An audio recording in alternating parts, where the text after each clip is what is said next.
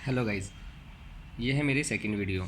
आपको जैसे कि मैंने लास्ट वीडियो में बताया था कि अगर छोटा डाटा दे रखा होगा तो इसको इस तरीके से सॉल्व कर सकते थे, जैसे आरोही क्रम में डालने का हम सॉल्व कर सकते थे।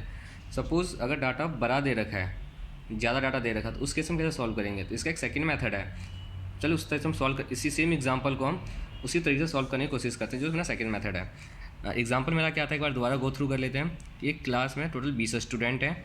उनका एक टेस्ट हुआ था जो कि मैथ का टेस्ट था। उसमें से बच्चों को 100 में से ना ऐसे नंबर मिले थे। तो इसको हम सेकंड मेथड से सॉल्व करते हैं। इसके लिए सबसे पहले हमें एक टेबुलर फॉर्म और एक सारणी, मतलब टेबुलर फॉर्म में डाटा को प्रेजेंट करना पड़ेगा, जिसको हम बोलते हैं सारणीबद्ध रूप।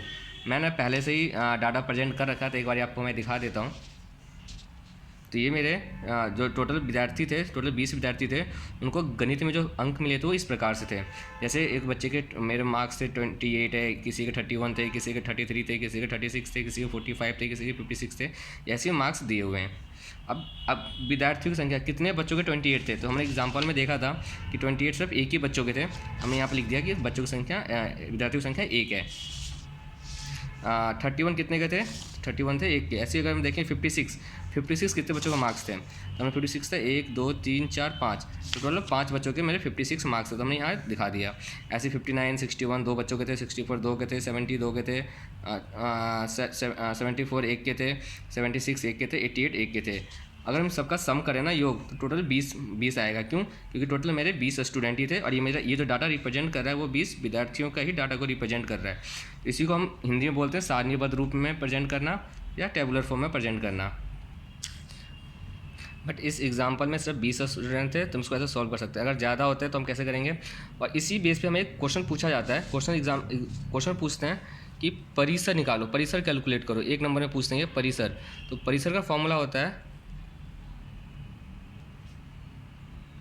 अधिकतम माइनस न्यूनतम। यहाँ पे मेरा अधिकतम कितना था? अधिकतम मार्क्स थे मेरे 88 बच्चे, सबसे हाईएस्ट मार्क्स 88 थे, और सबसे कम मार्क्स कितने थे? 28।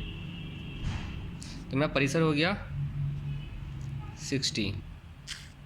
अभी तक जो मैंने आपको दोनों मेथड दिखाया था वो एग्ज़ाम में नहीं पूछते, मतलब इस तरीके से एग्ज़ाम में नहीं करना होता। ये तो मैंने आपको कंसेप्ट क्लियरिटी के लिए करवाया है। एग्ज़ाम में हमें कैसे करना होगा? अगर सेम क्वेश्चन आ गया तो उसके लिए हमें एक बारंबारता सारणी टेबल बनाना पड़ेगा, जो कि इस प्रकार से बनता है। सॉरी, कॉल आ गया था किसी का। चलिए हम बारंबारता सारणी बनाएंगे। इसके लिए हमें सबसे पहले हमें वर्ग अंतराल